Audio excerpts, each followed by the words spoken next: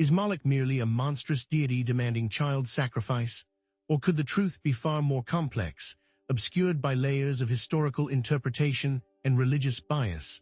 Perhaps, the Moloch we think we know is a distorted reflection, a caricature masking a more nuanced and ultimately more relevant understanding of power, sacrifice, and societal corruption.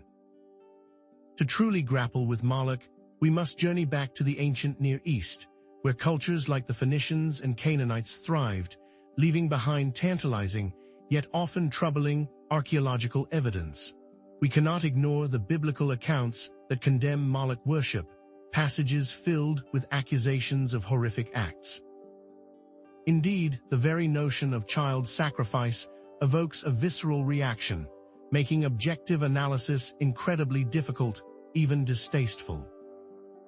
Yet it is precisely this emotional charge that necessitates a careful, scholarly approach, drawing upon the expertise of archaeologists, biblical scholars, mythologists, and religious studies experts, each offering a unique lens through which to examine this enigma. As scholars of ancient Near East history have stated, interpreting historical accounts requires navigating cultural biases, political agendas, and the ever-present limitations of archaeological evidence. Misinterpretations of Moloch, fueled by prejudice and a lack of historical context, have had profound and damaging consequences. Accusations against Moloch have been wielded as weapons, justifying discrimination and violence against various groups throughout history, a recurring pattern of demonization and persecution. However, a more nuanced understanding of Moloch offers transformative potential, providing invaluable insights into the nature of evil, the dangers of unchecked power, and the cyclical patterns of accusation and persecution that continue to plague humanity. Moloch transcends the simplistic portrayal of child sacrifice, evolving into a potent symbol of societal ills and destructive forces that resonate even today. Therefore, Moloch is far more than a simple entity demanding inhumane acts. He is a complex figure whose historical and symbolic significance has been distorted over time. A true understanding of Moloch requires a critical examination of both historical evidence and symbolic interpretations, moving beyond the sensationalism of child sacrifice to explore deeper themes of power, sacrifice, and societal corruption. In this video, we will embark on a journey to unravel the Moloch enigma. First, we will delve into the archaeological and textual evidence surrounding Moloch worship, carefully analyzing the available data and considering alternative interpretations. Then, we will explore the rich symbolic interpretations of Moloch in mythology, literature, and art, tracing its evolution as a cultural icon. Finally, we will examine how the symbol of Moloch resonates with modern societal issues, exploring its relevance to contemporary challenges. By the end of this exploration, you will gain a deeper, more nuanced understanding of Moloch and his enduring relevance, challenging preconceived notions and encouraging critical thinking. Join us, fellow mystics, as we embark on this thought-provoking and enlightening experience. The name Moloch evokes images of unspeakable horrors, yet the truth behind this ancient deity is far more complex and disturbing than simple child sacrifice. But is Moloch truly an evil entity or a reflection of the darkness within humanity itself? And more importantly, how has our understanding of Moloch been manipulated to justify some of history's most heinous acts? Indeed, accusations of child sacrifice, whether real or imagined, have been used throughout history to demonize entire groups, a chilling tactic used to justify persecution and violence, as we see echoed in the devastating consequences of the blood libel against Jews. To understand this, let's consider that in the ancient Near East, offering sacrifices to deities was a common practice, but it's crucial to emphasize the distinction between different types of sacrifices. Animal sacrifices were often offered as a form of gratitude or atonement, while human sacrifices, though far less common, were typically reserved for times of extreme crisis, offered to appease particularly demanding deities. However, archaeological evidence of widespread child sacrifice is debated and contested, with differing interpretations of skeletal remains found at sacrificial sites. Are these the remains of sacrificed children, or the result of disease or other natural causes? Perhaps the name Moloch may not even refer to a specific deity, but rather a type of sacrifice, a mulk offering, or a generic term for any deity demanding the ultimate offering, a child. Scholarly debates continue to rage on the etymology and meaning of the term Moloch, further complicating our understanding of this enigmatic figure. In this section, we will delve into the historical evidence, explore the symbolic interpretations, and examine the modern echoes of Moloch in order to gain a more nuanced and complete understanding of this controversial figure. However, we will not attempt to provide a definitive answer on whether widespread child sacrifice actually occurred, but rather focus on the evolution of the symbol and its enduring power. First, we will dissect the historical accounts and archaeological evidence related to Moloch. Then, we will explore the symbolic interpretations of Moloch in mythology, literature, and art. Finally, we will examine how the symbol of Moloch resonates with modern societal issues. How has the figure of Moloch been used and abused throughout history to justify violence, oppression, and exploitation? And what can we learn from this to prevent such atrocities from happening again? By understanding the historical context, symbolic interpretations, and modern echoes of Moloch, we can gain valuable insights into the nature of evil, the dangers of unchecked power, and the cyclical patterns of accusation and persecution. Now that we have framed the central question, let's delve deeper into the core concept of Moloch as a symbol of societal corruption and destructive forces. Moloch, in this context, transcends a single deity and becomes a cultural archetype, a representation of any system or entity that demands sacrifice, often at a great human cost, prioritizing its own survival and growth over the well-being of individuals. This archetype can manifest in various forms, from religious institutions demanding unwavering loyalty to political ideologies justifying oppression, from economic systems exploiting labor to technological advancements eroding human connection. The fear of Moloch, therefore, reflects a deep-seated anxiety about the potential for societal structures to become dehumanizing and destructive, a fear that resonates with anxieties about the loss of individual agency and the erosion of human values. Consider the components of this archetype. Moloch demands constant sacrifice to maintain its power and functionality. This sacrifice can take many forms: individual freedoms surrendered for the promise of security, environmental resources depleted for economic gain, ethical principles compromised for political expediency, or even human lives lost in the pursuit of ideological purity. Furthermore, Moloch justifies its demands by claiming that the sacrifices are necessary for the greater good, progress, or survival. This justification often relies on a utilitarian calculus that weighs the benefits to the system against the costs to individuals, a chillingly familiar refrain throughout history. Moloch also maintains its power by instilling fear and obedience in its followers. This fear can be subtle, such as the fear of social ostracism or economic hardship, or overt, such as the fear of state repression. Finally, Moloch often inverts traditional values, such as compassion, empathy, and justice, prioritizing efficiency, productivity, and power above all else. This inversion can lead to the normalization of unethical behavior and the erosion of moral standards. The Moloch archetype connects to other related concepts, offering a richer understanding of its symbolism. The Leviathan, for example, embodies the overwhelming power of the state, while the Minotaur represents the insatiable appetite of a monstrous system, and the Golem symbolizes the dangers of unchecked technological advancement. This archetype also relates to modern theories of social control, such as Foucault's concept of biopower, the ways in which societal structures exert control over individuals and agambans concept of the state of exception, a process of rationalizing political decisions that would normally be seen as illegal. The demiurge from ancient Gnostic beliefs also offers a compelling connection, representing a blind creator god demanding worship through ignorance, mirroring Moloch's demand for sacrifice in exchange for perceived benefits. Indeed, the Gnostic perspective views the material world as a flawed creation ruled by an ignorant or malevolent deity, further solidifying the parallels to the Moloch archetype. In essence, Moloch is not simply a deity of child sacrifice, but a symbol of any system that demands the surrender of individual autonomy and well-being for the sake of its own perpetuation.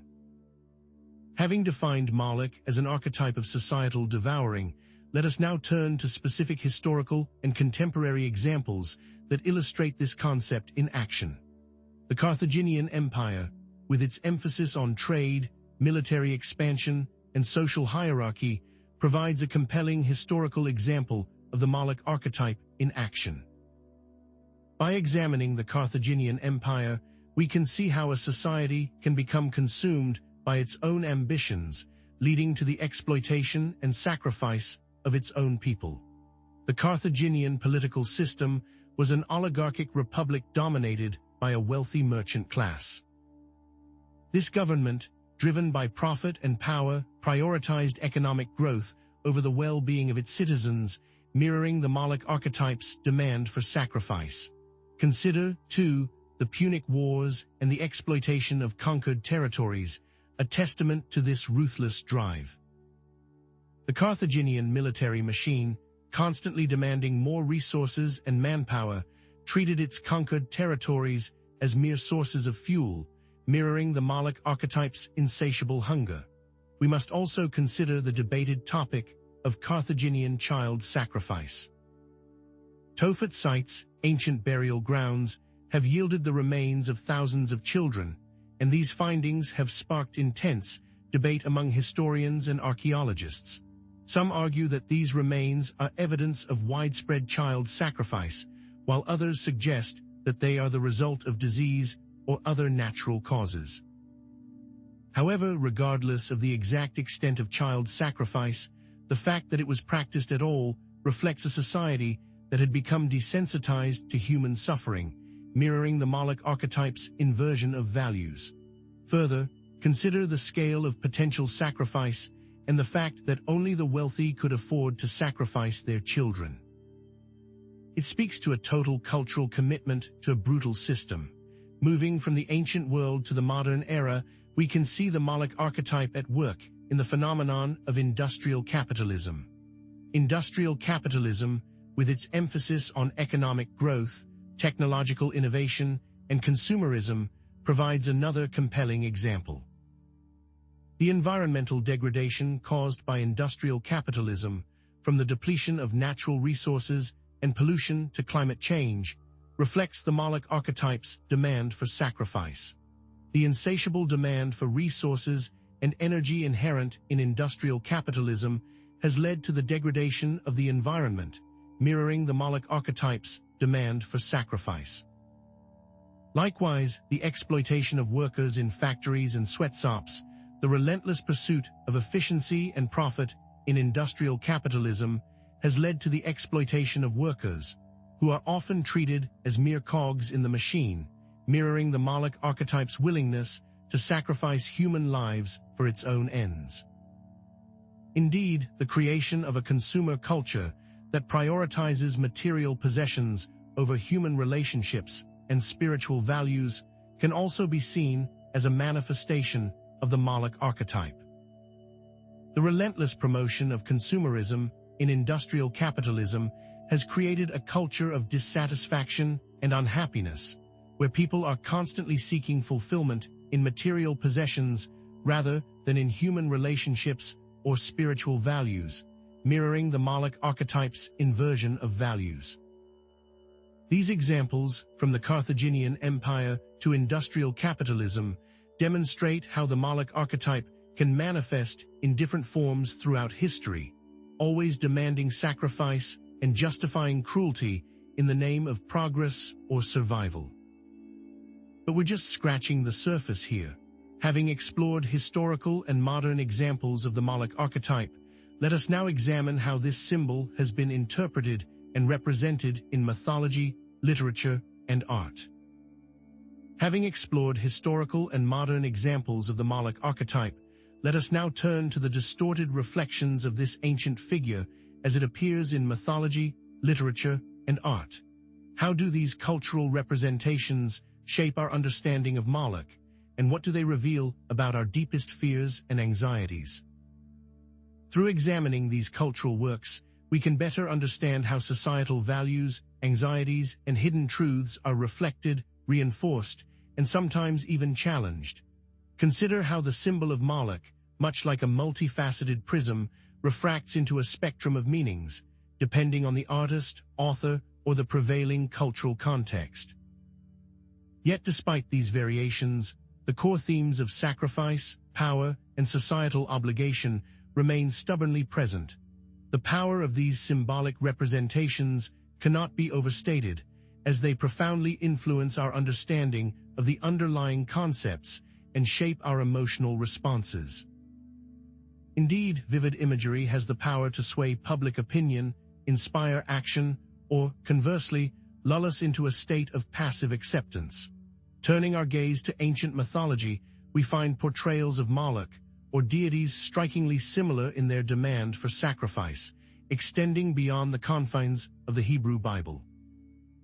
Think, for instance, of the myths from Phoenician and Canaanite cultures, where we encounter deities demanding appeasement through offerings, reflecting deep-seated anxieties about societal stability and divine favor. These ancient narratives often revolved around themes of appeasement, divine wrath, and the cyclical nature of sacrifice and reward. But were these myths justifications for societal behavior, stark warnings against it, or coping mechanisms crafted in the face of inexplicable tragedies? The link between these myths and actual or perceived societal practices remains a subject of intense scholarly debate, yet their enduring power as cultural narratives cannot be denied. In the realm of literature, John Milton's Paradise Lost offers a particularly compelling example of the Moloch archetype in action. Why is Paradise Lost so relevant? Consider its overarching themes of rebellion, temptation, and the fall from grace, all elements that resonate deeply with the complex symbolism of Moloch. Milton's Moloch emerges as a warmongering demon, relentlessly advocating for violent resistance against God, regardless of the ultimate cost. Indeed, Milton's Moloch embodies a chilling willingness to sacrifice anything, even his own devoted followers, for the sake of achieving victory, no matter how pyrrhic or hollow that victory may ultimately prove. As such, Milton's Moloch serves as a potent cautionary tale about the inherent dangers of prioritizing power and glory above all else. In stark contrast, Allen Ginsberg's Howl offers a more modern, industrialized interpretation of Moloch. Ginsberg masterfully captures a sense of dehumanization and societal breakdown, portraying Moloch as a symbol of the destructive forces of modern industrial society. While Milton's Moloch is a more traditionally evil figure, Ginsberg's Moloch is a faceless, bureaucratic entity grinding individuals into dust beneath the wheels of progress. Is this a pattern interrupt? While both share the same name, their essence differs wildly. Ginsberg's Moloch is not a deity, but an all-consuming industrial and capitalist machine, demanding conformity and crushing individuality.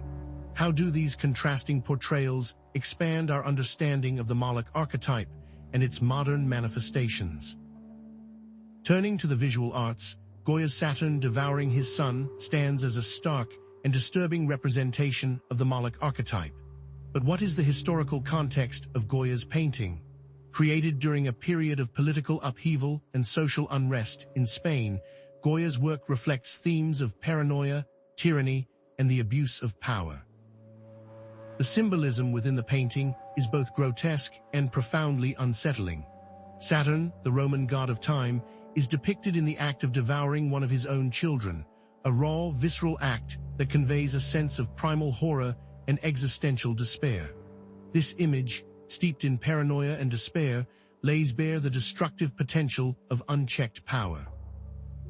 Goya's Saturn serves as a stark and unforgettable reminder of humanity's capacity for unspeakable cruelty and the inherent dangers of allowing power to corrupt. As such, Goya's painting captures the very essence of societal devouring, where those in positions of power readily sacrifice the vulnerable for their own selfish gain.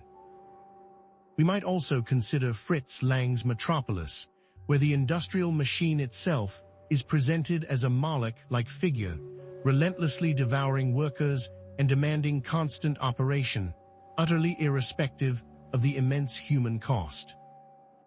The film's depiction of the workers toiling endlessly in the depths of the machine serves as a powerful metaphor for the dehumanizing effects of industrial capitalism, a system that prioritizes efficiency and profit above the well-being of individuals. But how does Lang use the visual medium to portray the insatiable hunger of this mechanical Moloch? From ancient myths to modern art, the symbol of Moloch has served as a potent reminder of the destructive forces that can arise within individuals and societies, reflecting our deepest fears about power, sacrifice, and the human condition. Having examined Moloch's manifestations in mythology, literature, and art, let us now explore its chilling resonance with contemporary societal issues, asking ourselves, where does Moloch dwell today? Indeed, the archetype is not confined to the past, and these symbolic representations often have very real-world consequences, especially in our modern world. Consider how these contemporary echoes demand sacrifices in ways far subtler than the crude imagery of ancient times. These modern Molochs rarely involve literal child sacrifice, but they can demand equally devastating sacrifices in terms of human potential, environmental well-being, and social justice. As such, becoming critically aware of these subtle forms of societal sacrifice is the first, crucial step towards resisting their influence and creating a more humane society. By becoming aware of these subtle forms of societal sacrifice, we can begin to question the systems that perpetuate them and advocate for meaningful change. Consider the military-industrial complex, which, with its close ties between government, military, and industry, can become a self-serving entity that relentlessly prioritizes its own growth over the well-being of the nation. Indeed, Eisenhower's warning echoes with increasing urgency in our time. This military-industrial complex demands the sacrifice of soldiers' lives, taxpayer dollars, and democratic values in pursuit of its own interests. How has the pursuit of power and profit led to the dehumanization of warfare and the normalization of violence? The military-industrial complex, driven by its own internal logic, can become a Moloch-like entity that consumes resources, lives, and values in its insatiable quest for dominance. Another such entity is the commodification of healthcare, where the inherent value of human life is diminished, mirroring the Moloch archetype's inversion of values. This system can transform doctors into mere providers and patients into mere consumers, undermining the very ethical principles that medicine is founded upon. We must also consider the high cost of prescription drugs, the lack of access to adequate care for the poor, and the myriad bureaucratic obstacles that prevent countless individuals from receiving timely and appropriate treatment. These systemic issues can force individuals to sacrifice their health, their savings, and even their lives for the sake of a profit-driven system. Does the pursuit of profit lead to the dehumanization of patients and the erosion of the Hippocratic Oath? Finally, we must also confront the insidious influence of social media, where platforms driven by the need for constant growth and engagement can become Moloch-like entities that devour users' time, attention, and ultimately their mental health in relentless pursuit of profit. The algorithms and design elements inherent in social media platforms are often used to capture and maintain users' attention, a constant stream of stimulation. But what are the psychological effects of this constant digital bombardment? The rising rates of anxiety, depression, and social isolation, coupled with the erosion of critical thinking skills and the rampant spread of misinformation, paint a disturbing picture. The constant exposure to curated content and the relentless pressure to maintain a flawless online persona can lead to feelings of inadequacy and profound loneliness. So how do we resist the siren song of social media and reclaim our attention and our mental well-being? These contemporary examples demonstrate how the Moloch archetype continues to operate in our society, demanding sacrifice in various forms and justifying cruelty in the name of progress, security, or profit. Having identified these modern manifestations of Moloch, let us now turn to the crucial question of how we can resist their influence and create a more humane and just society, for we're just scratching the surface of Moloch's pervasive reach, and what we'll discover next is even more shocking. Having identified these modern manifestations of Moloch, let us now turn to the crucial question of how we can resist their influence and create a more humane and just society, for recognizing the problem is only the first step, and the next is active resistance, a journey of conscious reclaiming. But is such resistance even possible in the face of such overwhelming power?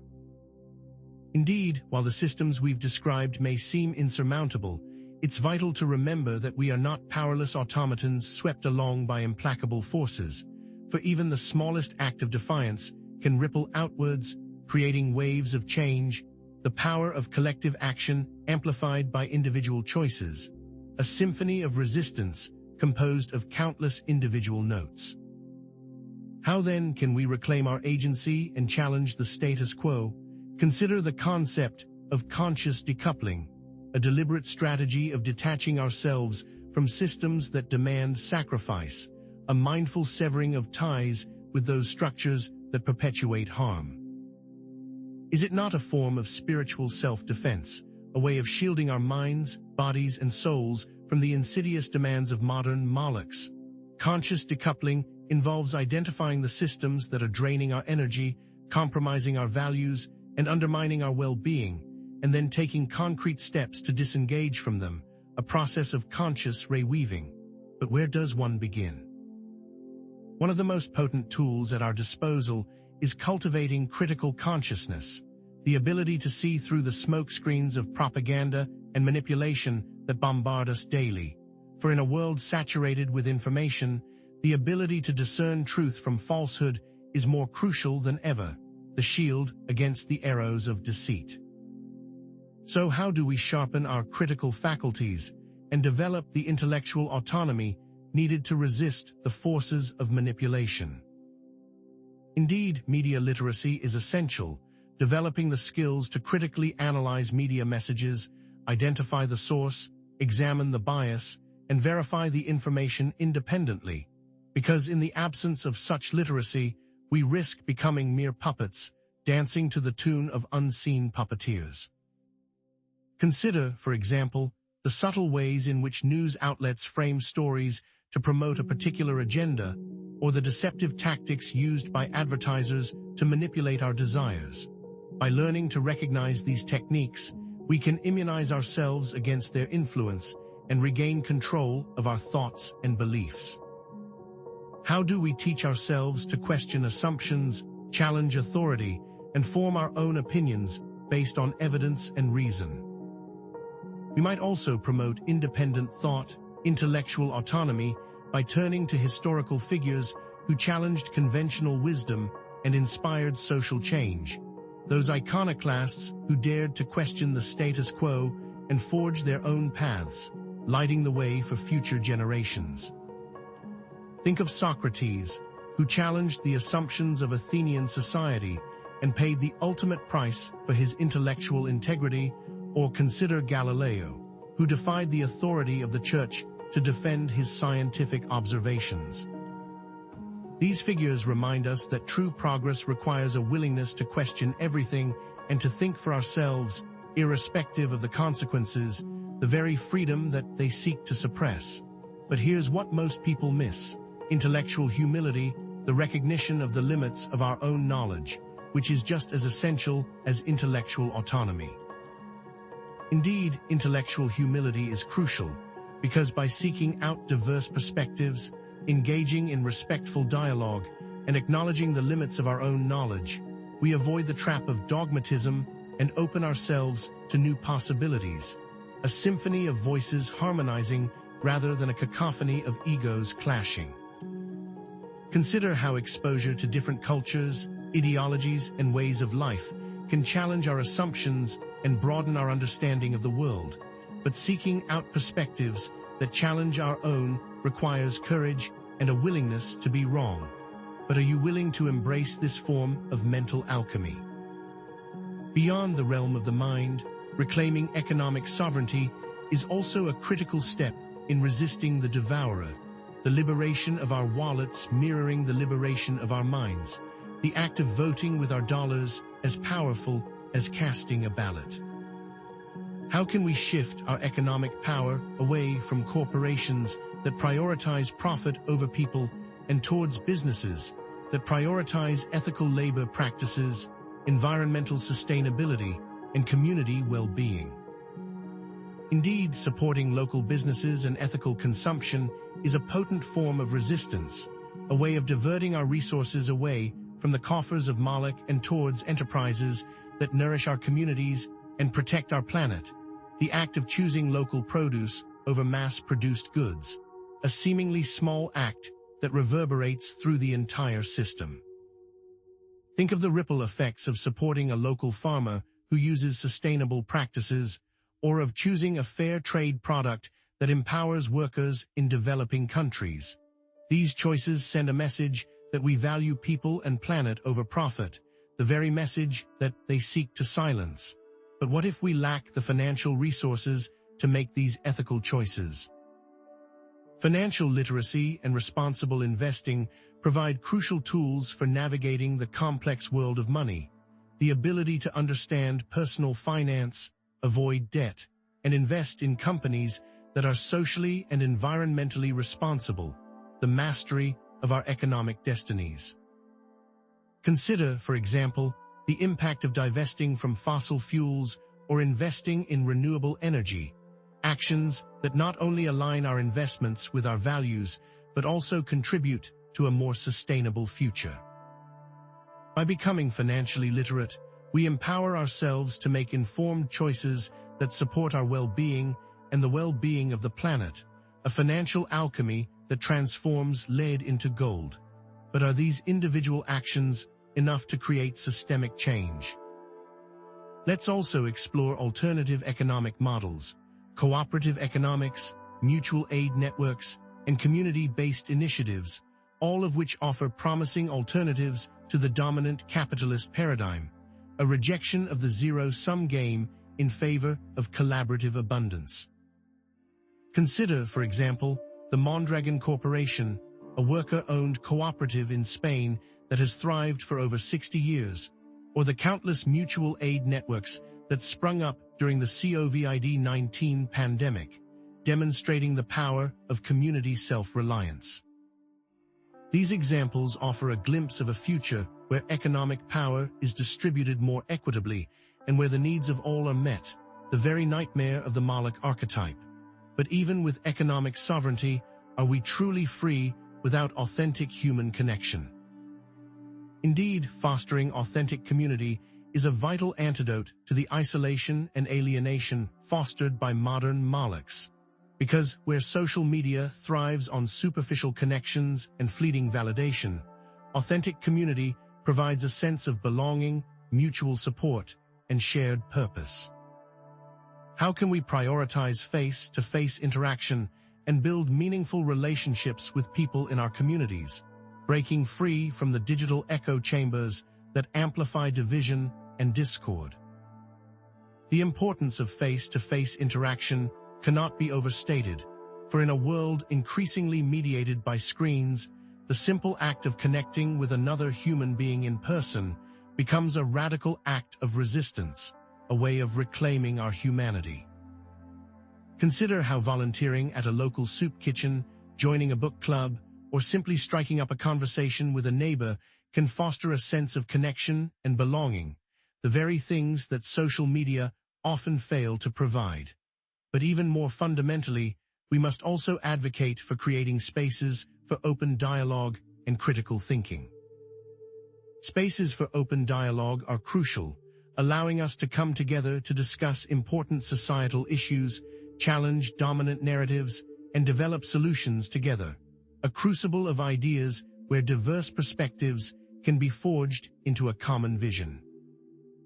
Think of the power of a community forum where residents can voice their concerns about local issues, or a study group where participants can delve into complex topics and challenge their assumptions. These spaces provide a fertile ground for critical thinking and collective action, a threat to the forces of conformity and control. But what good is community action without the wellspring of inner strength? Indeed, inner resilience is a crucial aspect of resisting the devourer, because by prioritizing their physical and mental health, practicing mindfulness, and seeking support when needed, we fortify ourselves against the stresses and pressures of a world that often feels overwhelming. What if we lack the time or resources for elaborate self-care rituals? Consider meditation, exercise, spending time in nature, and connecting with loved ones, all of which can replenish our spirits and fortify our resolve. The small acts of self-compassion transforming into shields against despair. And what of developing a strong sense of purpose and meaning? By identifying our values, pursuing our passions, and contributing to something larger than ourselves, we tap into a wellspring of motivation and resilience that can sustain us through even the darkest of times. The act of pursuing a creative endeavor that ignites our soul, or volunteering for a cause that aligns with our values. Actions that not only benefit others, but also nourish our own inner fire. But is that all? Spiritual practices and connection to something greater are invaluable for fostering a sense of interconnectedness, compassion, and reverence for life. For it is through these practices that we transcend the limitations of our ego and connect with the infinite source of wisdom and love that resides within us all, the quiet moments of meditation, the soaring hymns of prayer, the awe-inspiring grandeur of nature, all of which can awaken our souls and remind us of our place in the cosmos. But even if we have the power of the cosmos within us, how are we to resist these insidious systems? By cultivating critical consciousness, reclaiming economic sovereignty, fostering authentic community, and cultivating inner resilience, we can begin to resist the influence of modern MOLOCHs and create a more humane and just society. These strategies are not isolated actions, but interconnected elements of a larger framework for resisting societal devouring. For media literacy informs economic choices, community fosters resilience, and inner well-being empowers action. Having explored these strategies for resistance, let us now turn to the question of how we can transform the very systems that give rise to MOLOCH, creating a world where sacrifice is no longer necessary, a question of whether we can escape the wheel, or whether we are doomed to repeat the cycle of sacrifice indefinitely. As we continue our exploration, it's crucial to remember that source criticism is not just an academic exercise, but a vital tool for navigating the complexities of information in our modern world. For as the currents of information surge around us, the ability to discern truth from falsehood becomes increasingly paramount. But why is source criticism so vital, especially when dealing with emotionally charged historical topics like MOLOCH and child sacrifice? While our emotions may pull us towards sensational narratives, maintaining objectivity allows us to examine the available evidence with a clear and discerning eye. For it is in the quietude of reason that we can truly sift through the noise and discern the signal of truth, an act of intellectual purification. But how do we achieve this objectivity, particularly when confronted with such disturbing accusations? Recall how the uncritical acceptance of historical accusations against the Carthaginians contributed to a distorted understanding of their culture and beliefs, for it was through the lens of biased sources and unsubstantiated claims that an entire civilization was demonized. its complex tapestry reduced to a single, sinister thread.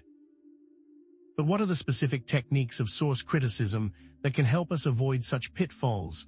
Indeed, historical source analysis can be compared to scientific experimentation and analysis, for in both domains, the pursuit of knowledge demands a rigorous and systematic approach, a commitment to evidence-based reasoning, and the willingness to challenge established assumptions.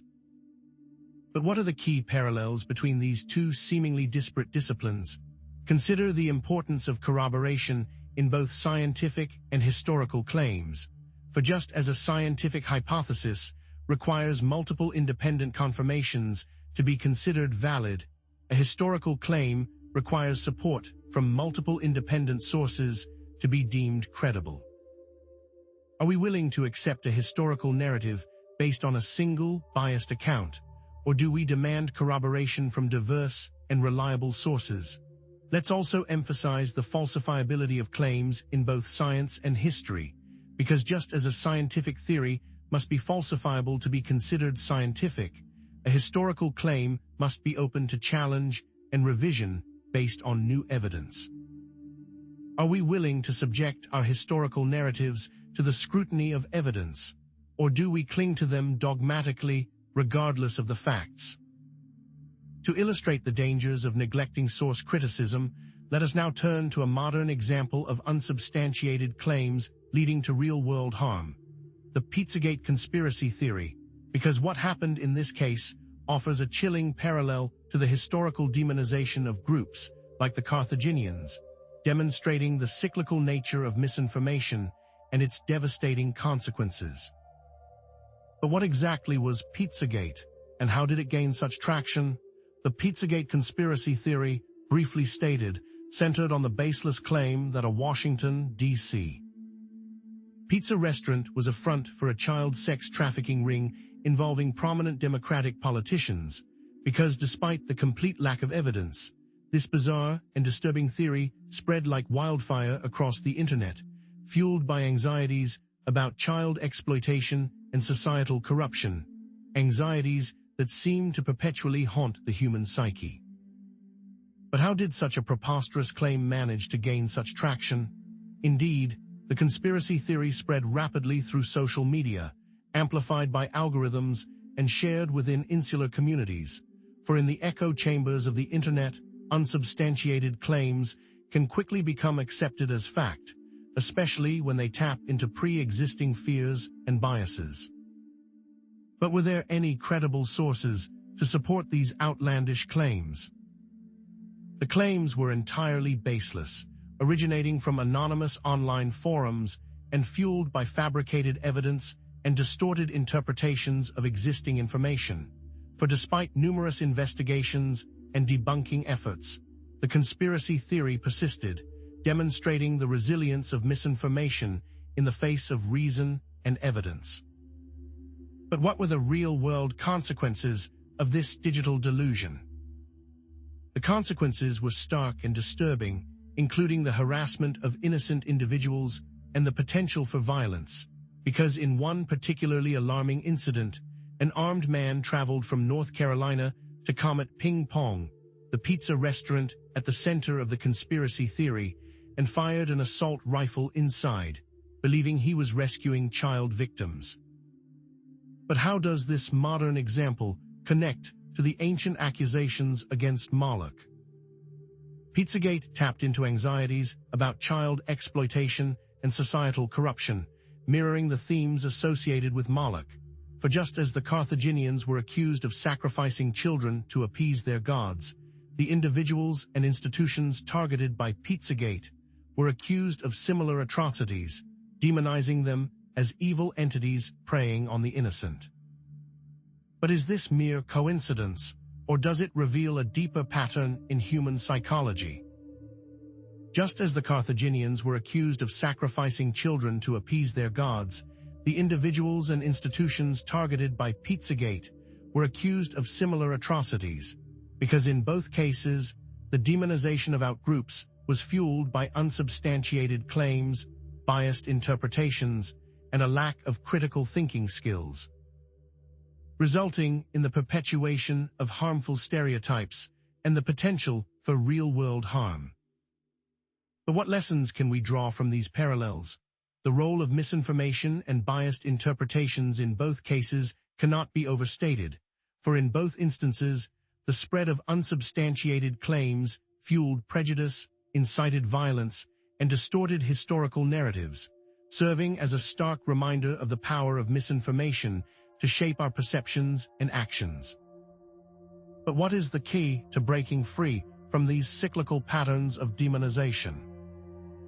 By examining both historical and modern examples, we can see how the uncritical acceptance of accusations and the spread of misinformation can have devastating consequences.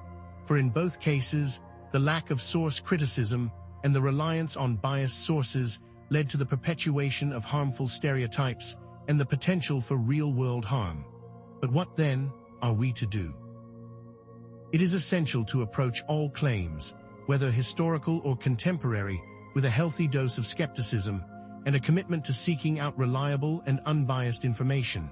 Because what they don't want you to know is that true knowledge requires constant questioning, critical analysis, and a willingness to challenge even our most deeply held beliefs. For only then can we hope to break free from the chains of misinformation and create a more just and equitable world. But is it possible that symbols themselves influence these cyclical patterns of demonization? Having explored the importance of source criticism and its impact on our understanding of historical and contemporary events, let us now turn to the transformative role of symbolic interpretation, for it is through symbols that we often perceive and understand the world, and it is through the manipulation of symbols that we can be most easily deceived. A double-edged sword that can both illuminate and obscure the path to truth. But how exactly do symbols shape our understanding of the world, and how can we become more discerning interpreters of their meaning?